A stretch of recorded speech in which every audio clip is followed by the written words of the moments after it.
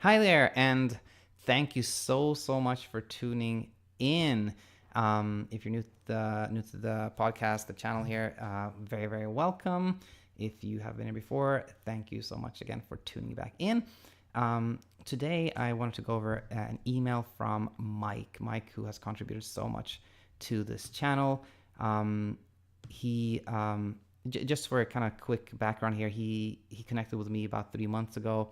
At that time, he had like this health scare involving his vision that really triggered insomnia, and over the subsequent months, he was able to really get better using CBTI techniques. I think is really a big thing for him was realizing that sometimes sleeping poorly didn't affect him as much as he would have expected, and that led him to have a good streak of several weeks where he didn't sleep great necessarily, but wasn't really thinking about sleep so much and wasn't worrying about it. So I think that was a big improvement, and now he's having a little bit of a relapse here.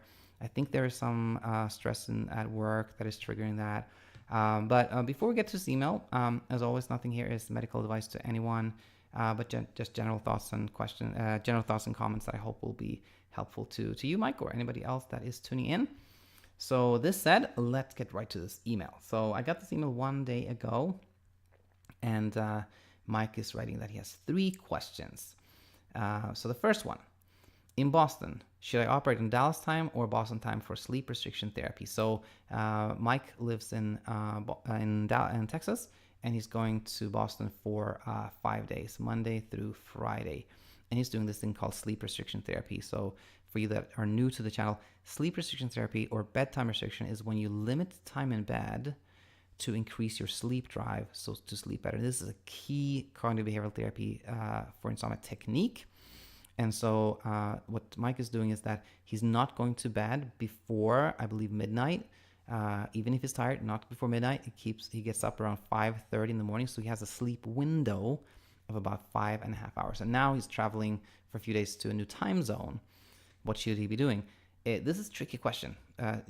Traveling across time zones is complicated because you have to factor in so many things. But it's not a big leap, and there's no right answer here. But considering that traveling in an eastward direction, your bedtime is actually like earlier in the destination than it would be at home, which makes it hard to fall asleep earlier. So I think the best thing to do is to stay in Dallas time for this period of time, because of what I just mentioned. Again, no right or wrong, and as long as you're allowed to, if a 6:30 a.m. wake up time is not too late for work purposes when you are in Boston, of course, then I think maybe just stay in Dallas time is the best thing to do. Okay, second question. Do you agree with Martin in that you should never go below 5.5 hours when doing sleep restriction therapy? So Martin is Martin Reed, who guested my YouTube channel in episode 108. And, this is a good question. How little is too little when you're restricting time in bed? No, big studies on this. It's mainly kind of a judgment call. That said, most people that I've talked to say 5 hours. Like, you shouldn't go below 5 hours. And Martin may have said 5.5 hours. And he may have rationale for that or not. But I think basically what I want to say, I think that's the most important thing here, is that whether you do minimum of 5.5 hours or 5 hours, typically what is more important than the exact amount of time you choose as your sleep window is consistency.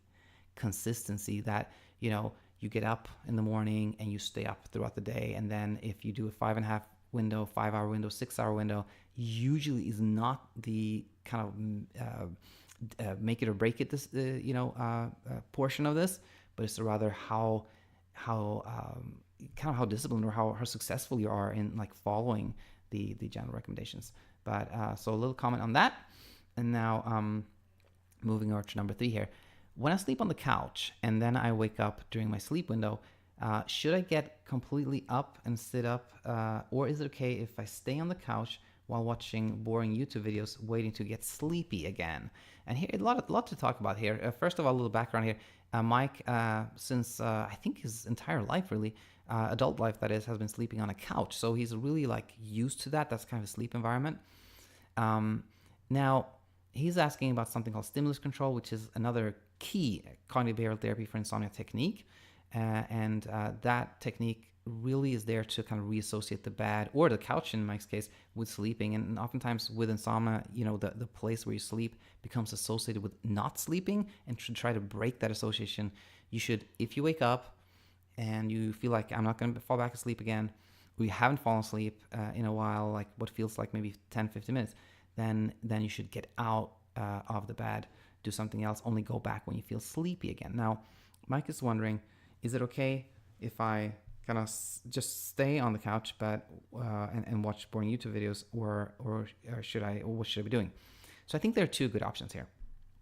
One option, and I learned this from Michael Schwartz, so thank you for that, Michael, is to do this. Like, you wake up and you feel like I'm fairly alert, but you just try to close your eyes and imagine yourself in this pleasant environment. Like, imagine yourself on a tropical beach, palm trees are gently swaying, the temperature is just right. And if that comes easy to you, if you find yourself kind of drifting off, like, becoming spirited away onto that nice environment, then just stay in bed, because you're most likely going to fall back asleep. Now, if that's hard, if you start trying to imagining yourself in a different pleasant environment, and it doesn't work, like you just get pulled back, thinking about the fact that you're not sleeping, you're annoyed, you're frustrated, it's time to get out of bed. Time to get out of bed. And here's another, I feel, important point I want to make. When I read this, Mike, I say, you have put in the word boring YouTube videos, waiting to get sleepy again, which makes me a little bit concerned, meaning, what I read through the lines here is that you're, purposefully choosing kind of like boring videos in the hope that you will kind of feel sleepy again. And this is very close to, or maybe it is really what's called a sleep effort, meaning whenever you do something in an effort to kind of produce sleep, so you're doing something that you hope will make you sleepy again, then that's not good, because then you're putting pressure on that thing to work. And whenever we want something to work, when we're trying to sleep, when we want to sleep, we have a hard time sleeping.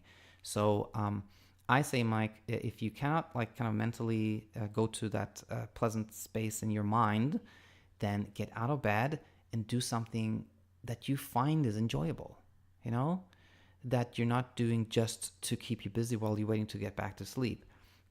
Whatever it is, I can't give you, reading a book or watching a movie or whatever it is, try to find something that you take an interest in, because then what happens is you're distracted.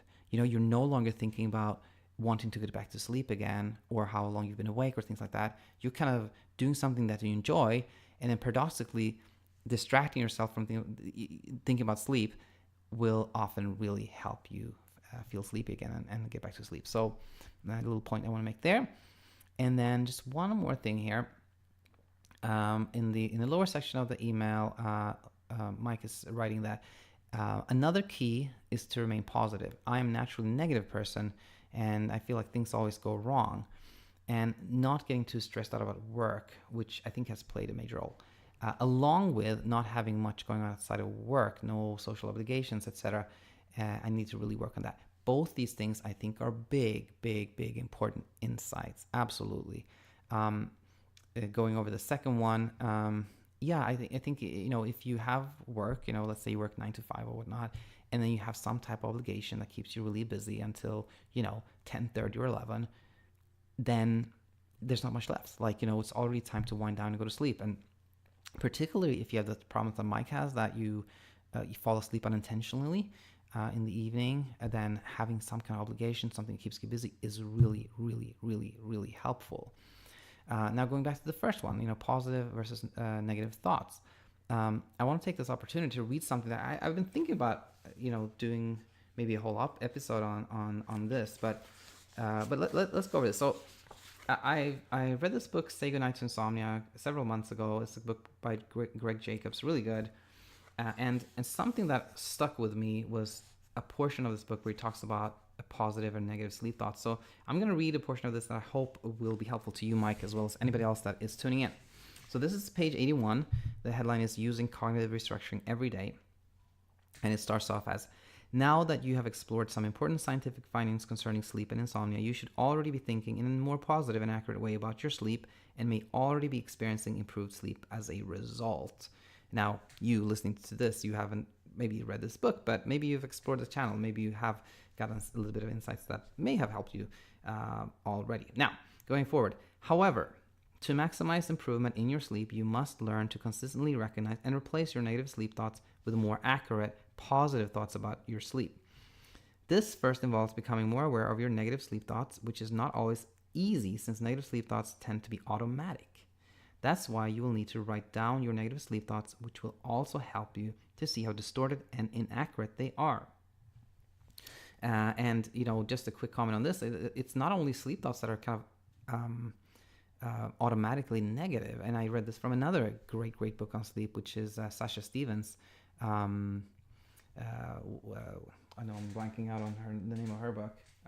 Sasha Stevens, The Effortless Sleep Method, of course, The Effortless Sleep Method.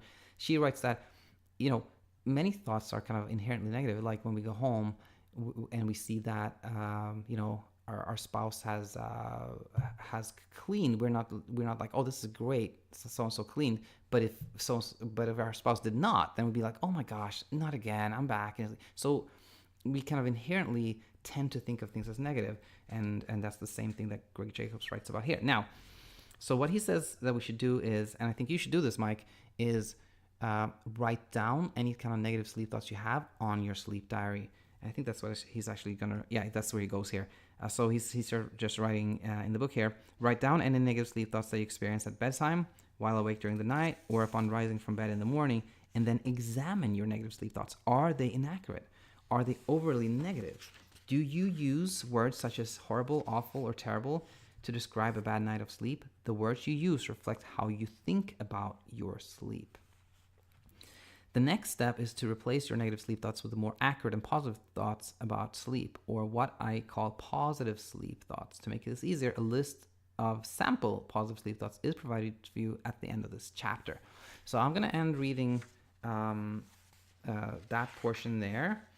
And finally, I'm just going to write down those positive sleep thoughts. And so what he also says is, like, if one of these positive sleep thoughts really strikes you as, that's a good one, then you kind of keep that in mind and refer to it when you have negative sleep thoughts. But let me read through this list. My performance will not suffer significantly if I get my core sleep. And it's interesting coincidence here. I'm actually going to do a video later tonight on core sleep, which basically is like the minimum amount of sleep that we can function on. So that's core sleep. More on that later. I'm probably getting more sleep than I think. My daytime functioning is not affected only by my sleep. Since I have survived many nights of insomnia before, I can do it again. If I didn't sleep well last night, I'm more likely to sleep well tonight due to a biological pressure to recover my core sleep. My daytime malfunctioning is due in part to my negative sleep thoughts. Sleep requirements vary from person to person.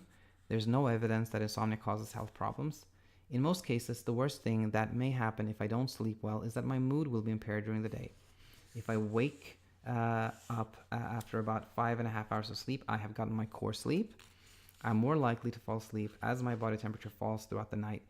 It is normal to initially feel alert if I wake up in the beginning or end of a dream. Drowsiness will soon follow. My functioning will improve during the day as my body temperature rises. My sleep will be improving as I learn these behavioral techniques. These techniques have worked for others and they will work for me. So I will wrap up there. Big thank you to you, Mike, for sending this email. Answering questions from people that struggle with insomnia is really, really so helpful because they bring life to the channel. And if you have a question, you, Mike, or anybody else, do not hesitate to send me an email, daniel@insomniainsight.co. And I hope to have you back here really, really soon. Until then, take it easy.